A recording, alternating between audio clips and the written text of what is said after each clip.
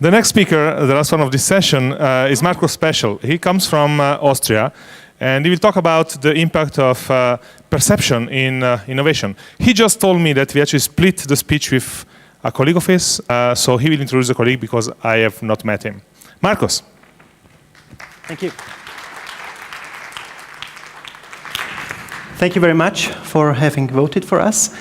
I want to share an idea with you this afternoon, an idea about radical innovation, which we have developed together in an academic research with cooperation with business experience.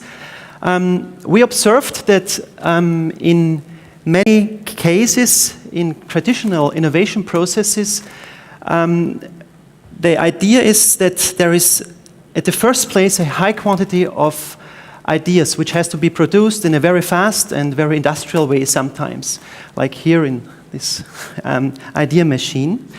And the second thing which results from that is that we have discovered that this causes huge problems in the selection of ideas. What are the right ideas? How shall we, what criteria have to be applied for selecting the right ideas?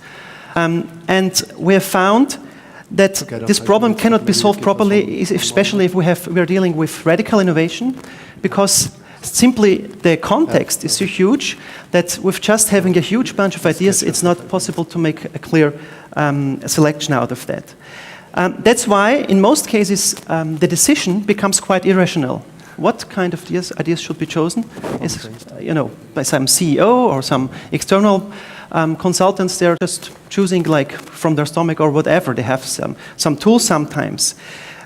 This in many cases leads to what we call an anorganic innovation, which means that this is somehow artificially grafted on the organization and simply doesn't fit, which in many cases leads to some kind of failure of the innovation project or some kind of very weak innovation project. That's why we developed in the last years a knowledge process, which we call emergent innovation, which is based in part on Klaus Otto Schama's U theory. And the basic idea is very much something which we have heard this afternoon about the Nespresso story. It's about having a very deep and profound understanding of the object you want to innovate, but, and that's the problem here, at the same time leaving your old stuff and your knowledge behind you in order to create a space where the new can emerge.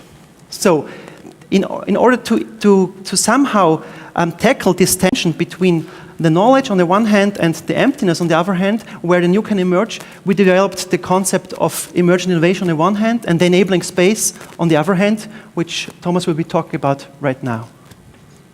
We consider emergent innovation as an organic radical innovation from within. And so the focus is clearly on radical innovation and not on incremental innovation. What we mean with organic innovation is that we devote a large amount of time for the development of the innovation core, the innovation object. And this, in our opinion, has to fit very well with the organizational core, the essence of the organization, what the organization stands for. And very often, this is also the problem because what often is the core of the organization is not exhibited in the structure, in the processes, or in the vision of the organization. So this must fit. And from within, we mean that the root or the source of the innovation process comes from the intelligence of the people, from within the organization, and not mainly from external sources like market studies, trend analysis, industry analysis, and so forth.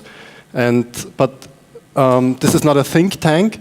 The people doing this process go out, do ethnographical studies, do conduct interviews, generative interviews, and do also learn journeys in other analog industries, for example.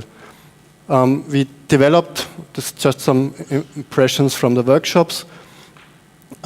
And this leads me to the concept of enabling space. We are both of the opinion that because these are very fragile and complex processes, that we have to build an container, what we call enabling space, where this innovation process can emerge. And it's you cannot predict, create, or make innovation. The only thing what we can do is to enable innovation and to set the right parameters. And this is not only about and space in the physical sense. It has very many attributes to it. Like it has to be a social elements in it. It has to be cultural elements in it. It has to be a cognitive element to it. It has to be a technological element in it. And these are all equally important depending on the process or on the stage of the process. Maybe this is a physical element where we do prototyping with the organizations. So this was a very fast presentation of an idea we have. We are heavily developing it further. We put about 2 person years into this project already. We are open for collaboration. We are very interested in the enabling space development. We are currently setting up or trying to set up a consortium for research projects, but also is prototyping architectural forms. And so if you're interested in this, we are happy to receive your feedback and also about our thinking, and hope that maybe our deliberations or maybe the youth here from Otto Schama might be of interest of you. And please contact any one of us, and we are happy to receive feedback. Final words, if you're interested in the hard copy of the slides or of the text, this is also on the web page. We have some hard copies with us, so you can also have them. Thank you very much. Thanks, Markus. Thank you very much.